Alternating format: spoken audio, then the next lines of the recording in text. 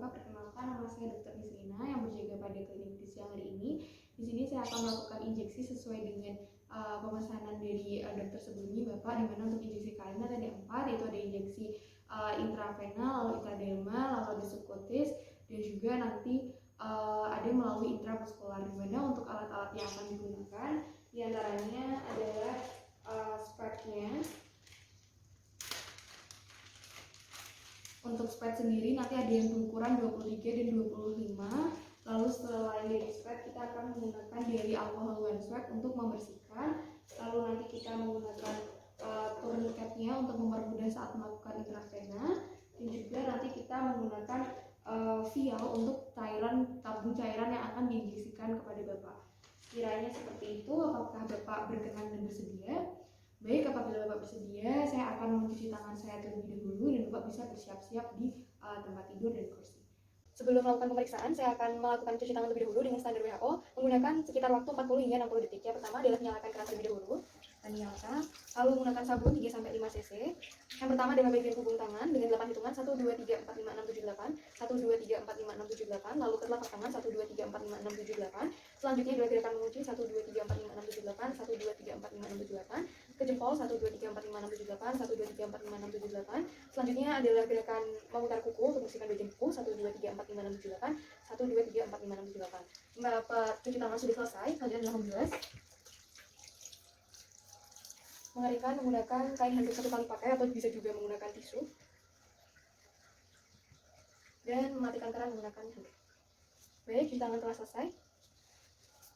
Baik, untuk yang pertama saya akan menyiapkan alat-alatnya terlebih dahulu dengan melepaskan suntikannya dan menyiapkan, lalu menggunakan one swab-nya untuk didirikan dan sudah dibuka seperti ini untuk memudahkan dan diletakkan di bagian luarnya seperti ini. Lalu ini untuk tabung cairannya.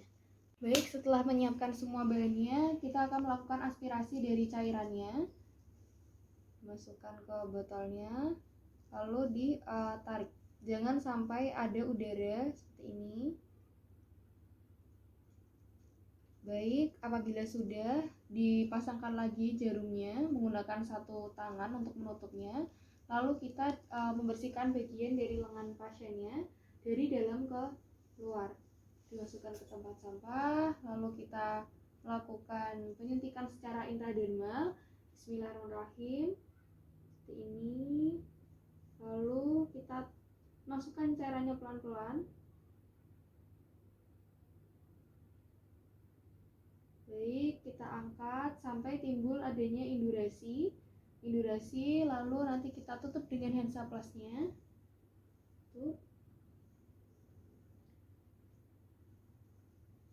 Baik, lalu kita lihat apakah ada indurasinya atau tidak. Kita tutup. Nah, setelah nanti terbentuk indurasi, artinya dari pemberian injeksi intradermal ini berhasil. Lalu kita buang, kita tutup, dan kita buang ke tempat sampah.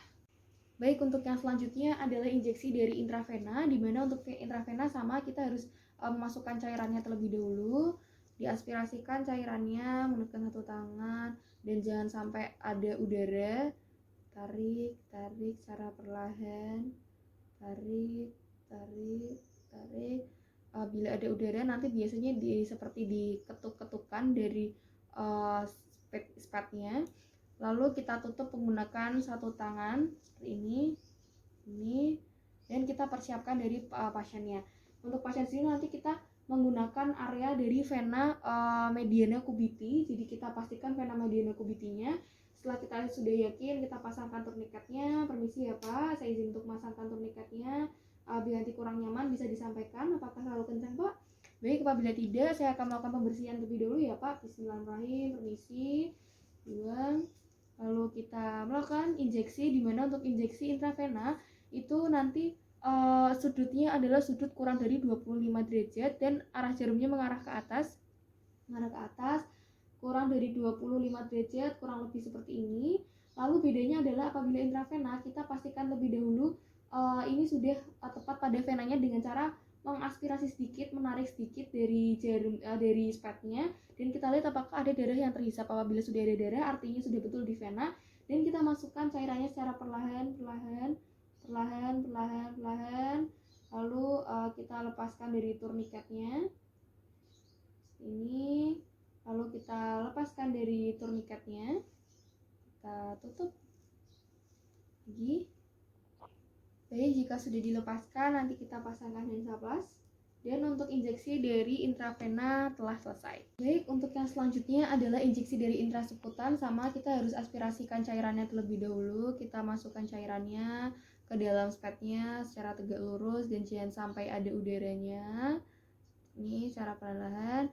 Baik, apabila sudah, kita masukkan dengan satu jari dengan ditutup lagi. Lalu kita persiapkan dari pasien, dimana untuk intrasubkutan nanti bisa di bagian lengan, dan untuk perbedaannya adalah karena di dalam subkutan nanti kita akan mencubit sedikit dari lengan pasiennya supaya untuk mempermudah. Nah, sebetulnya untuk jarum yang digunakan adalah yang ukuran 25, namun di sini saya menggunakan ukuran yang 23. Setelah kita mencubit seperti ini, kita bersihkan lagi. Kita bersihkan dari dalam keluar dengan sentrifugal, lalu kita buang ke sampah medis. Lalu kita mulai dari injeksi intrasubkutannya dengan posisinya adalah 45 derajat. Kurang lebih seperti ini. Ini adalah 45 derajat. Baik. Lalu baru dimasukkan secara perlahan. Dan saat dimasukkan, tangannya sudah mulai dilonggarkan seperti ini.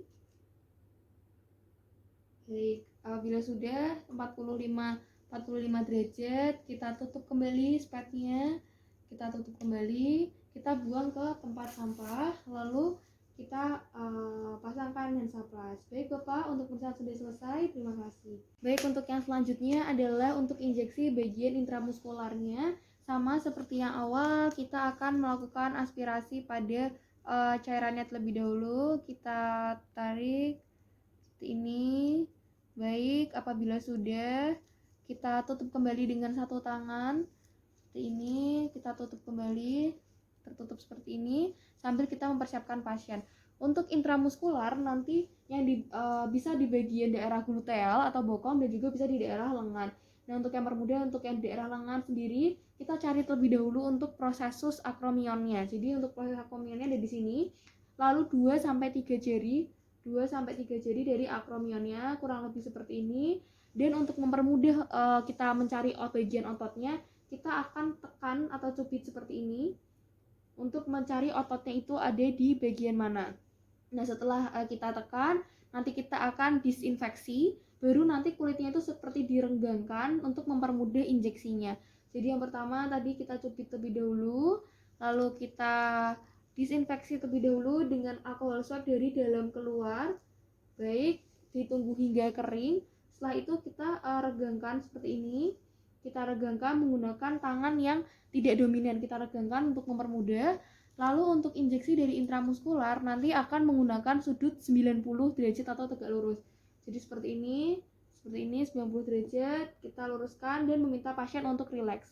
Bismillahirrahmanirrahim, permisi Bapak.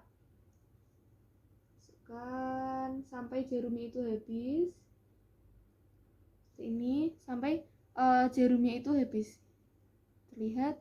Nah, ini adalah sisi dari 90 derajat.